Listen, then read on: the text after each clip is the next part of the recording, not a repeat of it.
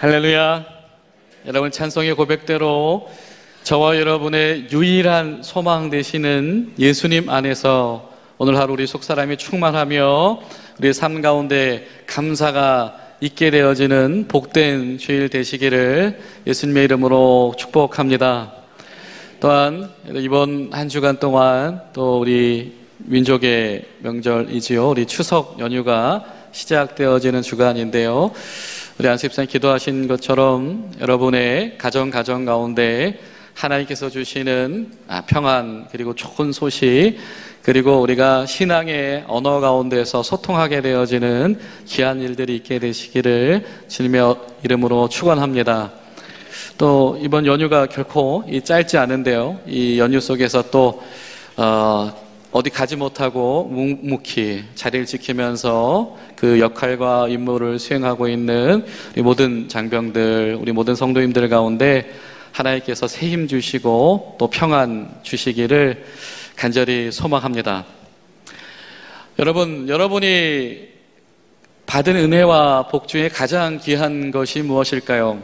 그것은 바로 우리가 그리스도인 되었다라고 하는 것입니다. 여러분 믿으십니까? 우린 고백하죠. 우린 하나님의 자녀입니다. 나는 하나님의 백성이 되었습니다. 예수님의 구속의 십자가가 바로 나에게 주신 하나님의 선물입니다. 나는 이렇게 하나님께 사랑받은 사람입니다 라고 하는 것입니다. 여러분, 오늘 하루 나는 주님의 것입니다, 주님의 자녀입니다 라고 하는 이 그리스도인으로서의 고백 가운데 주의 은혜가 경험되어지시는 그런 하루 되시기를 간절히 축원합니다. 근데 제가 지난주 예배가 끝나고요, 이 한 주 동안 좀 곰곰이 그런 생각을 했어요.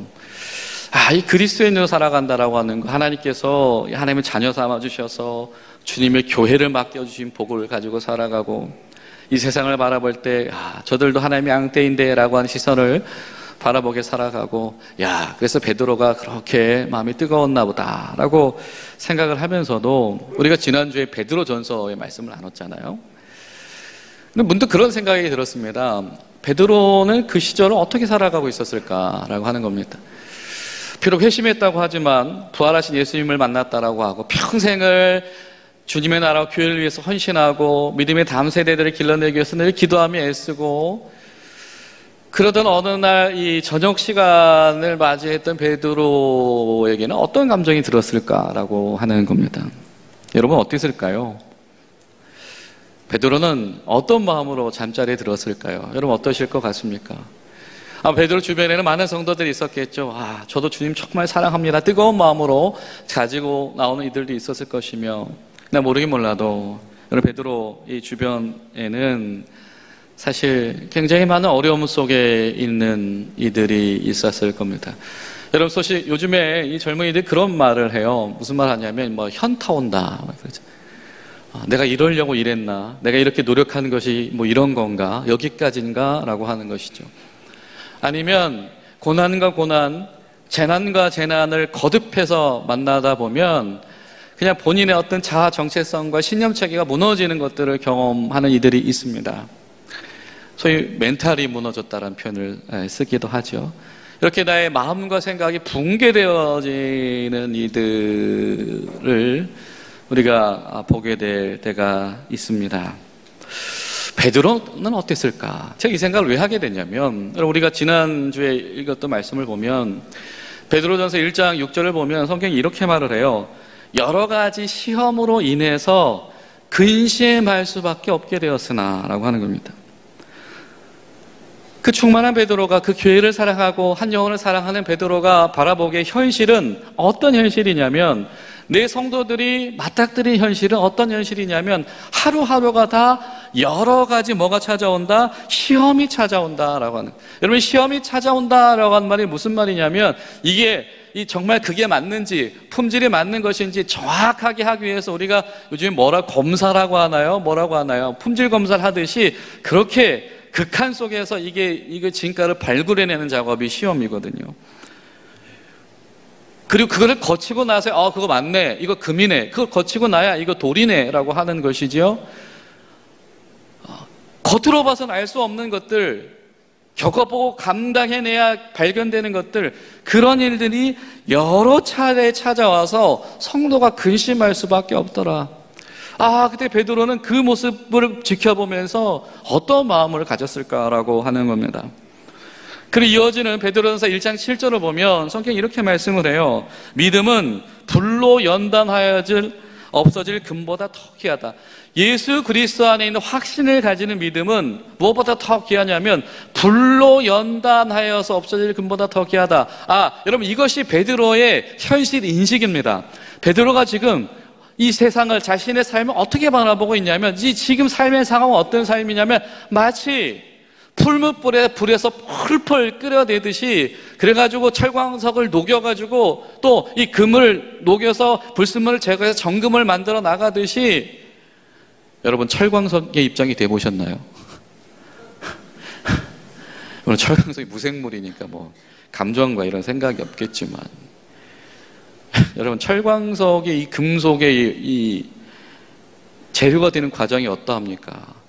끓일 대로 끓이고 노릴 대로 녹여서 분해시킬 때 분해시켜서, 그렇죠? 이 아주 원료가 분해가 돼서 뜰 건 뜨고 가라앉을 거 가라앉고 뜬 거 탁 치워버리고 요거 가지고 뭐 만들기 시작하는 거잖아요. 베드로가 보기에 우리 성도들의 삶이 그러하더라. 끊임없이 불로 끓여가지고 한 번 끓이고 세 번 끓여가지고 이젠 이게 떨어져 나가고 이젠 저게 떨어져 나가고 이젠 요거만 남았네 라고 하는, 마치 그러한 삶처럼 여겨지는 내 사랑하는 이들을 바라보면서 베드로가 어떤 마음을 가졌을까? 우리 삶 가운데 여러 차례 이런 펄펄 끓는 시험이 찾아오나, 그러나 우리가 이 안에서, 예수 그리스도 안에서 확신과 소망을 가질 수 있다라고 한다면 이 풀무불의 끝은 무엇이다? 보배롭게 주님의 보좌 앞에 함께 장식되는 일일 것이다. 여러분, 베드로가 이런 신앙 고백을 하게 되어지는 것은 아마 그가 목격하고 있는 이 성도들의 현실이 정말로 대단히 이중삼중의 어려움 가운데 있었을 것 때문일 겁니다. 우리 사랑하는 중앙교회 성도 여러분, 혹시라도 이 자리에 여러분 삶 가운데 여러 차례 순환과 고난이 찾아왔거든, 아니면 여러분의 삶의 지경 가운데, 여러분 사랑하는 이들 가운데 이중삼중의 풀무불과 같은 시련 가운데 있는 이들이 있거든, 하나님, 예수님 안에서 이 연단을 통과하게 하시옵소서. 그럼 믿음과 신뢰 가운데로 담담히 걸어나가시는 은혜가 있게 되시기를 간절히 축원합니다. 베드로에게는 이 불꽃의 사건이 성도들에게 일상이더라라고 하는 거죠. 하지만 여러분, 우리에게 중요한 거 한 가지가 있습니다. 무엇이냐면 이 불이라고 하는 것이요, 그냥 무분별하게 그 자연 상태에서 발생되어지면은 모든 것을 태워버리는 재앙이 될 수도 있지만, 그 불을 누가 사용하느냐에 따라서 장인이 그 불을 손에 쥐고 장인이 그 불에다 필요한 것을 적절하게 섞어서 사용하게 되어지면 그 불은 풀무불로 사용되어질 수 있는 줄로 믿습니다. 금을 정금같이 만들며 금속의 원액을 만들어내며 그것을 위하여서 잘 사용할 수 있는 다음 단계를 준비하는 작업, 바로 이 풀무불의 작업이죠. 여러분, 하나님 앞에서 당하는 고난이 이와 같은 줄로 믿습니다. 고난 중에 너는 내 자녀야, 너는 내 것이야, 내가 너를 직접 구속했어 라고 선언하시는 이 하나님의 음성이 들려진 이들 가운데에 때로 여러분, 우리가 겪어보지 않고서는 알게 되어지지 못하는 것들이 있죠. 그죠? 여러분, 질병에 걸리지 않고서는 그 질병의 어려움이 뭔지 모릅니다. 그 질병에 걸렸을 때에 몸이 아프니까 내가 정말 할 수 없는 것이 많이 있구나라고 하는 걸 알게 되어지죠. 내가 생각할 때는 신앙생활이 괜찮은 줄 알았다가, 아니면 주변에 여러분 법적인 문제에 어려움을 겪으신 분들을 겪어보신 적이 있으시죠? 어떻습니까? 2중, 3중으로 막 2차, 3차 고민들과 다음은 어떻게 해야 돼? 다음 어떻게 해야 되지? 그 돈은 어떻게 마련해야 되지? 여러 가지 어려움들이 찾아옵니다. 그렇게 되어지면 사실은 소위 우리가 이 정신줄 붙잡고 있는 것도 쉽지가 않다라고 하는 거죠. 우리가 그런 시절 가운데에서 정말로 우리가 주님 앞에서 고난당하고 있어, 그래, 우리가 이 믿음을 견제할 수 있을 것인가 라고 하는 건, 여러분, 베드로가 보기에도요, 그것은 결코 쉬운 일이 아니었던 것 같아요. 성경을 보면 베드로전서 4장을 보면 베드로가 이런 말을 합니다. 충격받지 말아라, 포기하지 말아라. 그 이중삼중의 재난이 내가 봐도 그렇게 클 줄 몰랐다. 산전수전 다 겪은 베드로도, 그렇죠? 별별 일 다 겪었잖아요. 예수님을 부인하기도 하고요, 도망가 보기도 하고요, 목숨 걸고 전도해 보기도 하고요, 옥에 갇혀 보기도 하고요. 근데 그런 베드로가 봐도 와, 이 정도일 줄은 몰랐어. 그러나 충격받지 말아라, 포기하지 말아라. 또 베드로전서 5장을 보면 이렇게 말해요. 그 당한 고난을 통해서 너희를 온전하게 하시고 굳건하게 하시고 강하게 하시며 털을 견고하게 하시리라. 이 말은 뭐예요? 하나님이 도와주지 않으면 한시도 버티지 않고 흔들려 버리고 무너져 버릴 것 같다. 내가 봐도 그럴 것 같다라고 하는 것이죠. 또 베드로전서 4장 19절을 보면 성경이 이렇게 말합니다. 선을 행하는 가운데 그 영혼을 미쁘신 창조주께 의탁해라. 하나님, 내가 오늘 하나님 뜻대로 한 번만 더 해볼게요. 하나님, 내가 오늘 주님 원하시는 일을 하겠습니다 라고 할 때에 그 일이 얼마나 힘든지, 그 용기를 내는 거, 그 실행하는 거 진짜 힘든. 그러면 어떻게 해라? 하나님 앞에 의탁해라. 하나님 도와주세요. 하나님, 내가 오늘 하루, 하나님 내가 자녀인데 내가 오늘 하루 주님 뜻하에서 한 번만 더 붙잡게 도와주세요. 주님 안에서 내가 한 번만 더 행할 수 있도록 도와주십시오. 하나님, 내가 한 번만 더 주님 원하시는 일 할 수 있도록 도와주십시오. 이렇게 주님께 의탁해라. 여러분, 아마 베드로는요, 모르긴 몰라도 그렇게 얘기하지 않았지만 매일 밤마다 울었을 것 같아요. 하나님, 오늘 누가요 고난 당했습니다. 하나님, 오늘 누가요 핍박받다가 포기했습니다. 하나님, 오늘 누가 감옥에 갇혔습니다. 아마 이런 성도들이 수많은 고난을 목격하고 있기 때문에 지금 여러 차례의 고난이 우리 가운데 있지만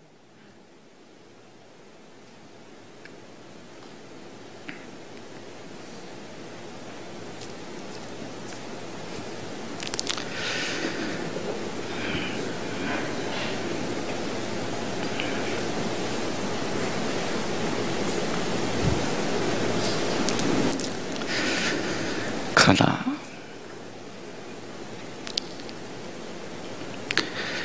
금보다도 더 존귀하게 만드는 내실, 하나님 앞에 신뢰를 가지는 것, 그 믿음을 견지하기 위해서 주님께 의탁해라.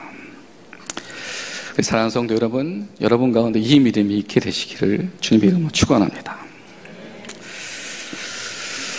오늘 성경은 우리가 너무 사랑하는 말씀이지요. 본문입니다. 너는 내 것이다. 두려워하지 말아라. 지금 여기까지 네가 온 이유, 내가 너를 구속했기 때문에, 내가 너와 함께 했기 때문에 네가 여기까지 왔다라고 하는 것이죠. 여러분, 요즘에 그런 말이 있습니다. 뭐냐면 때로 우리가 삶 가운데 고난을 만나죠. 질병을 만나는 이들이 있습니다. 근데 이것을 삶의 일부로 받아들일 용기가 필요합니다. 이런 말들을 하시더라고요. 소위 유병장수 이런 말 하기도 하고, 바꿀 수 없는 것을 받아들일 용기, 이런 것들을 이야기하기도 합니다. 때로는 이런 말들이 이 절망을 경험하고 있는 이들에게는 신락 같은 희망이 되기도 하고 위로가 되기도 합니다. 근데 문제는 이것을 당연하게 적용하는 것이 사실 결코 쉽지 않죠. 아마 하나님도 그 상황을 아셨던 것 같아요. 여러분, 가끔씩 우리가 전쟁 영화 같은 걸 보게 되면 그런 장면을 보신 적이 있을 거예요. 막상 전장의 공포를 맞닥뜨린 이 병사가 포화가 막 터지니까 너무 무서워가지고 자기도 모르게 막 군번줄 붙잡고 가슴속에 조그만 성경책 꺼내가지고 중얼중얼 거리죠. 뭐라고 하던가요? 아마 그런 장면 보신 적이 있을 겁니다. 여호와는 나의 목자시니. 시편 23편. 시편 23편이 굉장히 자주 언급이 되어져요. 한번 볼까요? 시편 23편 이 4절 말씀을 함께 보겠습니다. 시작. 내가 사망의 음침한 골짜기로 다닐지라도. 아멘. 자, 시편이 노래합니다. 뭐라고 노래합니까? 내가 어떻게 해요? 주님과 함께, 목자 되신 주님과 함께 뭐 하고 있다? 걸어가고 있다. 어디로 걸어가고 있어요? 어둠의 길로 걸어가고 있다. 여러분이 성경을 보다 보면 우리가 걸어간다, 나아간다, 지나간다 이런 표현들을 우리가 적지 않게 언급하는 것을 보게 되어집니다. 보통 그런 때가 어떤 경우인 경우가 많느냐면 이 고난을 경험하고 있는 이들, 삶 속에 빛이 사라져버린 것 같은 그런 절망을 경험하고 있는 이들에게 하나님께서 도전하시는 말씀이죠. 그것의 핵심적인 표현 중에 하나가 뭐냐면 바로 걷는다라고 하는 겁니다. 내가 때로는 목자이신 주님과 함께 있지만 뭐예요? 어둠의 길을 걸어가야 하더라라고 하는 거죠.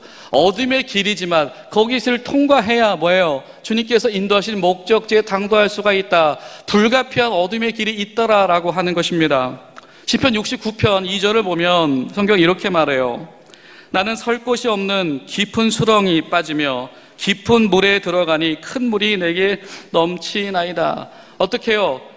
저 끝을 알 수도 없는 저 물이 얼마나 깊은지, 저 속에 뭐가 있는지, 발 디딜 곳에 있는지 알 수도 없는 그 물을 들어가야 강을 건너갈 수 있는 것이죠. 지금 이 계절이 어느 정도라서 요단강 물이 어디가 어디인지를 모르겠으나 어쨌든 강물을 건너가야 목적지를 건너갈 수 있는 것이죠. 때론 목자이신 주님과 함께 물속에 들어가야 건너편에 다다를 때도 있더라라고 하는 것입니다. 시편 73편 2절을 보면 성경이 이렇게 말해요. 나는 거의 넘어질 뻔하였고 나의 걸음이 미끄러질 뻔하였으니. 여러분 아마 등산 가셨다 내려올 때에 깜빡해서 길을 잘못 들으신 적이 있으신 경험도 있을 겁니다. 어떻습니까? 사람이 다니던 길이 없죠. 이 생판 나뭇가지 붙잡고 내려올 때 어떻게 내려야 됩니까? 조심조심 한 발자국 한 발자국 천천히 내려와야 되지. 그렇죠? 잘못해서 헛디디면 위험하게 되어지니까요. 마치 내가 미끄덩에서 진짜 넘어져서 큰일 날 뻔한 것처럼 한 발자국 한 발자국 그렇게 산길을 내려와야 되는 것처럼 내 목자이신 주님을 따라가지만 그렇게 내려와야 될 때도 있더라. 주님, 왜 나를 한눈 팔게 하셨나요? 이런 한탄이 이 가운데 있는 것인지 모르겠습니다. 어두운 길도 지나가야 될 때도 있을 것이며 깊은 물 속에 들어갈 때도 있을 것이며 미끄러운 산길을 겨우겨우 조심조심 내려와야 될 수도 있습니다. 그러나 이런 신앙 고백들의 공통점이 한 가지가 있다면 무엇이냐면 어쨌든 그 길은 뭐예요? 내가 걸어서 가야 될 바로 그 길이다라고 하는 거예요. 누가 대신 걸어줄 수 없는 그 길, 내가 걸어가야 되는 그 길이다라고 하는 것. 여러분 그러나 여러분 기억하시죠? 주님과 함께 걷는 것은 하나님의 군대의 행진이 되어서 광야를 건너가게 한 줄로 믿습니다. 주님과 함께 걷는 그 길은 용사의 발걸음이 되어서 여리고성을 넘어가게 한 발걸음이 된 줄로 믿습니다. 하나님 안에서 다른 어떤 것을 의탁하지 않고 그 길을 넘어갈 수 있는 것, 여러분 이것은 대단한 위대한 믿음의 결단이다. 여러분 잘 생각을 해보면 보통의 원시 종교들은요, 이 재난과 고난을 만나면 어떻게 하죠? 언제 지나가려나 합니다. 그죠? 언제 지나가려나.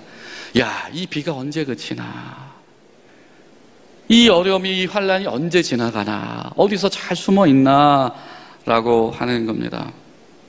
마치 악천후를 만났을 때 비를 피하는 것처럼 참고 기다리는 거죠.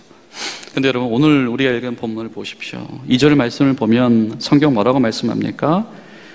내가 물 가운데로 지나갈 때에, 내가 불 가운데로 지나갈 때에 내가 내버려 두지 않을 거다.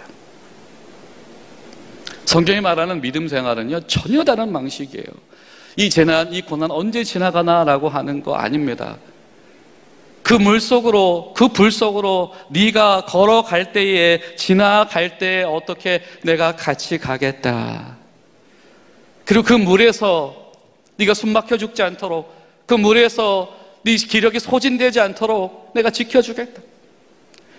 네가 불 가운데로 지나갈 때 그 불이 너를 소멸하지 않도록 내가 너를 보호하겠다. 여러분 이 물이라고 하는 것이요, 이 옛날 사람들에게 얼마나 두려움의 대상이었겠습니까? 사실 여러분 저는 이 수영을 잘 못하거든요. 그러니까 이 계곡에 가면 마음껏 잘 못 놀아요. 대충 사이즈 보고 저 정도면 내가 안 되다 싶으면 땅을 찌꾸려서 나올 수 있겠다. 제가 멀리 못 갑니다. 근데 가끔 보면 이 물이 이게 너무 좁은데 끝이 안 보여서 가끔씩 막 화면 같은 데서 보면 막 물에 그냥 맨몸으로 풍덩풍덩한 사람들 보면은 야 진짜 대단하다 이런 생각도 들어요. 여러분 그런데 그 옛날 그 뱃길이라는 것이 어떻게 완성되어졌을까요? 지금처럼 뭐 해도라든지 뭐 인공위성 GPS 있는 거 아니지 않습니까? 경험이죠. 아, 이때 나가면 사람이 죽더라. 이때 이 계절에 저 길로 가면 안 돼. 이런 경험. 물이라고 하는 것은요, 무엇인가 있을지 모르는, 뭐가 더 닥칠지 모르는 그런 막연한 두려움의 대상이다라고 하는 거죠. 뭐가 더 있을지 몰라. 그 다음에 더 큰 거 있으면 어떡하지? 더 큰 위기 있으면 어떡하지? 라고 하는 것이죠. 그 소용돌이 속으로 네가 걸어가야만 할 때, 그런데 너를 구속하신 하나님은 거기 계시다. 불이란 게 뭘까요? 불을, 그러니까 보통 옛날 사람들이 불 번지는 풍경을 만나는 경우는 둘 중에 하나였을 겁니다. 하나는 뭐냐면 자연 상태에서 산불이 나는 경우였겠죠. 그렇죠? 그리고 또 하나는 뭘까요? 그렇죠. 전쟁의 마지막 작업이 불 지르는 겁니다. 예루살렘이 불타죠. 그런 겁니다. 다 태워버리는 거예요. 재기하지 못하게 만들어, 더 이상 꿈꾸지 못하게, 소망하지 못하게 만들어 버리는 것이 바로 불이다라고 하는 거죠. 그러다 보니 성경에서도 이 불이라고 하는 것이 때로는 그런 환난이나 어떤 징벌이나 이런 것으로 묘사되는 경우들도 곳곳에 있고요. 또 이 실현당하는 사람들의 이 슬픔을 상징하는 표현이기도 합니다. 그런데 여러분, 오늘 성경은 분명히 이렇게 말해요. 네가 불 가운데로 지날 때에, 야, 글로 가면 불이 있어, 글로 가면 물이 있어, 그 길로 가지 마, 그게 아니더라라고 하는 것이죠. 네가 불 가운데로 지나가게 되었을 때에, 지나갈 때에, 네가 네 발로 걸어가고 있을 때에 너를 구속하신 하나님이 그 자리에 계시다. 왜? 너는 그분의 것이니까. 여러분, 이것이 바로 우리 그리스도인들의 고백인 줄로 믿습니다. 우리 하나님의 자녀이지요. 우리는 수도 없이 고백합니다. 예수 그리스도의 십자가, 그 십자가에 구속하시면 내가 주님의 것이 되었습니다. 그렇다라고 한다면 우리에게 필요한 신앙 고백은 무엇입니까? 하나님, 물길 안 만나게 해주세요. 불길 안 만나게 해주세요. 그것이 아니겠죠. 하나님, 내가 물 가운데 있을 때, 불 가운데 지나갈 수 있는 용기를 주시고, 지나갈 때 주님 손 붙잡고 지나가게 하시옵소서. 할렐루야. 여러분, 우리 가운데 그런 은혜가 있기를 소망합니다. 그렇지 않으면 여러분, 우리는 좌절하게 될 겁니다. 여러분, 우리가 신앙인들이 언제 좌절하느냐? 내 믿음이 내 현실 문제 가운데서 힘을 발휘하지 못할 때 우리는 좌절하게 되어집니다. 우리가 현실 가운데 좌절하지 않는 단 한 가지 방법은 무엇입니까? 주님의 손 놓지 않는 거예요. 주님이 이 현장에 계시구나 라고 하는 것입니다. 하나님께서 이 불 속에 걷겠다, 불 속에 나란히 걸어가겠다. 여러분, 어떻게 해야 같이 가는 거죠? 물 속에서 같이 가는 거 어떻게 하는 겁니까? 멱살 잡고 옆에 수영하고 계시겠죠. 불 속에서 어떻게 같이 가는 겁니까? 행여라도 불 탈까 봐 어떻게 해요? 겉옷 벗어가지고 덮어주면서 가자. 여기로 가면 돼, 여기로 가면 돼. 자세 낮춰. 숨 쉬어. 그러면서 가고 계시겠죠.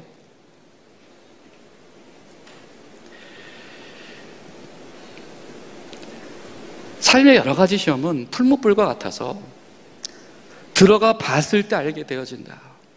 불순물이 무엇인지 뜨겁게 끓여보니까 이거 같이 섞여 있었는데 이거 믿음 아니었구나, 이거 신앙 아니었구나, 그거 걷어내.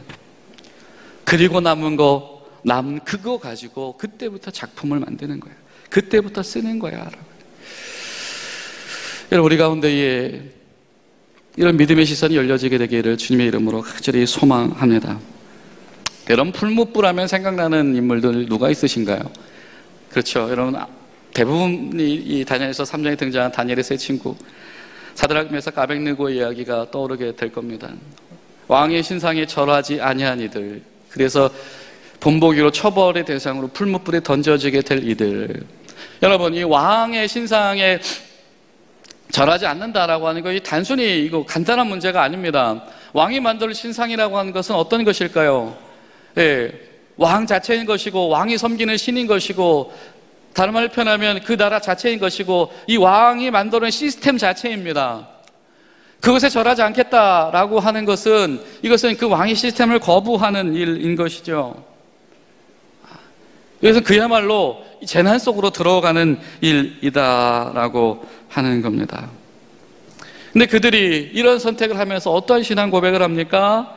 우리 다니엘서 우리 3장 17절과 18절을 보면 성경이 이렇게 말하죠. 왕이여, 우리가 섬긴 하나님이 계시다면 우리를 맹렬히 타는 풀무불 가운데서 능히 건져내시겠고 왕의 손에서도 건져내시리다. 그렇게 하지 아니하실지라도 왕이여 우리가 왕들의 신들을 섬기지도 아니하고 왕이 세우신 금신상에게 절하지 아니할 줄을 아옵소서. 자, 여러분, 이 사람들이, 이 젊은이들이 창시 계명을 당해서 삶의 끝자락에 놓여 있는 이들이, 선택에 놓여 있는 이들이, 야, 너희가 이제는 마지막으로 굴복해라라고 하는 그 시점에 놓여 있는 이들이 뭔가를 알았기 때문에, 결론을 알았기 때문에 그 선택을 할 수 있었다는 것이 결코 아니지요. 야, 하나님은 이렇게 하면 이렇게 도와주실 거야 라고 하는 공식을 알았기 때문에 이들이 왕의 신상을 절하기를 거부하면서 그 처벌을 감내하는 선택을 할 수 있었던 것이 아닙니다. 그들은 알고 있었습니다. 어쩌면 하나님의 뜻과 내 뜻이 달라서 하나님이 나를 지켜주지 않을 수도 있겠다라고 하는 것을 이미 알고 있었습니다. 그러나 그들은 그럼에도 불구하고 나를 사랑하신 하나님, 살아계신 하나님, 그 하나님과의 관계를 나는 포기하지 않겠습니다. 여러분, 중요한 것은 주님과의 관계를 포기하지 않는 것인 줄로 믿습니다. 여러분, 그냥 불에 들어가면 큰일 나는 거예요. 여러분, 고난이 목적이 되면 이건 정상이 아니죠. 고난이 목적이 되면 정상이 아니죠. 큰일 납니다, 이거. 그냥 맨몸으로 불에 들어가면 소멸되는 겁니다. 고난 자체가 목적이 아니기 때문입니다. 주님과 함께 걸어 들어가야 돼요. 예수님 손을 놓지 말아야 돼요. 기도하면서 마음을 쏟는 일에, 붓는 일에 멈추지 말아야 됩니다. 십자가라고 하는 그 불구덩이에 뛰어드신 그 예수님을 기억하는 일을 멈추지 말아야 됩니다. 그리고 그 길 위에 서 있어야 돼요. 아버지, 내 뜻대로 마시고 아버지 뜻대로 하시옵소서. 그러다 분명히 주님께서 아버지께서 보혜사를 너에게 보내시겠다라고 하셨던 그 말씀 가운데서 벗어나지 말아야 될 줄을 믿습니다. 여러분, 반드시 우리 사랑하는 중앙교회 성도님들은 여러 가지 2중 3중으로 물길과 불길 가운데 있을 때 여전히 주님의 손을 놓지 않게 되시기를 주의 이름으로 축원합니다. 그리고 한 가지, 어느 사람이 정말로 좌절하게 되어진 또 하나의 경우가 뭐냐면, 그렇게까지 했는데 내게 맡겨진 것이 겨우 이건가? 라고 하는 마음이 찾아올 때입니다. 내가 이런 결론 만나려고 이랬던가? 라고 하는 것이죠. 하나님 그렇게 열심히 섬겼는데 내가 받은 거 겨우 이건데. 여러분, 근데 그거 아십니까? 나중에 여러분 성지순례 가시게 되면 이렇게 여러 사이트를 방문을 하게 되어지시죠. 그래서 여러분, 기본산당 이쪽 근처에 가면 이 베냐민 지파의 땅터를 가게 되실 겁니다. 근데 여러분 가서 보시면 쭉 한번 둘러보십시오. 그럼 거기서부터 거기까지가 다입니다. 그러니까 모든 지파들 중에 땅덩어리가 가장 작은 지파이죠.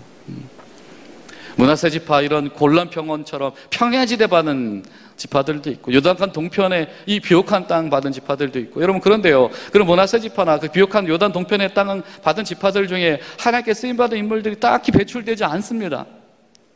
그런데 여러분, 베냐민 지파를 통해서 어찌됐든 사울 왕이라고 처음 왕이 기름 부음 받았죠. 이 베냐민 지파의 사사 누굽니까? 왼손잡이 에훗입니다. 고대 전쟁터, 심장을 보호하기 위해서 오른손으로 싸우는 그 전쟁터에서 누구보다 유능한 용사였던 사람이 베냐민 지파를 통해서 배출됐다. 여러분 잘 아는 우리 이 교회의 가장 영웅적인 인물 누구죠? 바울입니다. 바울이 베냐민 지파 사람이다라고 성경 고백을 하죠. 야, 지파가 규모도 작고 별 볼일 없는 것 같으나, 그러나 그냥 겉으로 드러난 그것만이 전부가 아니더라라고, 하나님 보시는 크고 작음의 판단은 거기에 있지 않더라라고 하는 것이죠. 그 여러분, 고린도서 3장을 보면 사도 바울이 자신이 개척한 교회들 가운데서 어려움을 만납니다. 사람들에게 신뢰를 얻지 못합니다. 불신이 찾아옵니다. 근데 그때 그가 이런 고백을 해요. 그런즉 아볼로는 무엇이며 바울은 무엇이냐? 그들은 주께서 각각 주신 대로 너희로 하여금 믿게 한 사역자들이니라. 나는 심었고 아볼로는 물을 주었을 때 오직 하나님께서 자라게 하셨나니. 우리는 하나님께서 이것을 하게 한 뭐다? 사역자들이니라. 이 말의 뜻은 뭐냐면, 우리는 주님이 시켜주신 허드렛 일을 하는 사람들입니다. 사도 바울의 자기 고백은 뭐냐면, 내가 하는 일들, 사람들 앞에 이런 일을 당하는 거, 이건 뭐냐면 내가 어차피 허드렛 일을 하는 거니까, 나는 허드렛 일 할 만한 사람이니까 그런데 중요한 것은 무엇입니까? 이 일 전체를 주관하시는 분은 누구시다? 하나님이시다. 내가 심었지만, 내가 허드렛 일 했지만 이것은 결국 열매가 뭐예요? 하나님이 직접 경영하시는 하나님 농사의 열매이다라고 하는 거죠. 내가 허드렛 일이라고 여겨진 이것조차도 뭐예요? 하나님의 일이다.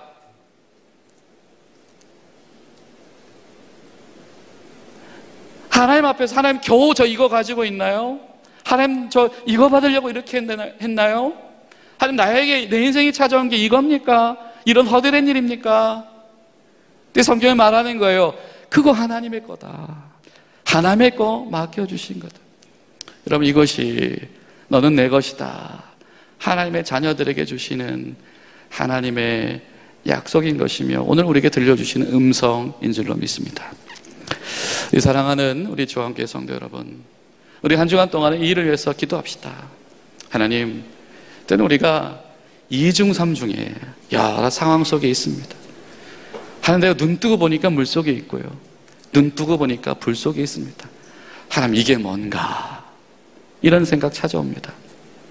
하나님, 그러나 이때 나와 함께 지나가시는 하나님, 나에게 이 일을 맡겨주시는 그 하나님 놓지 않을 수 있도록 도와주시옵소서. 이 믿음으로 기도하며 나아가시는 복된 한 주 되시기를 예수님의 이름으로 축복합니다.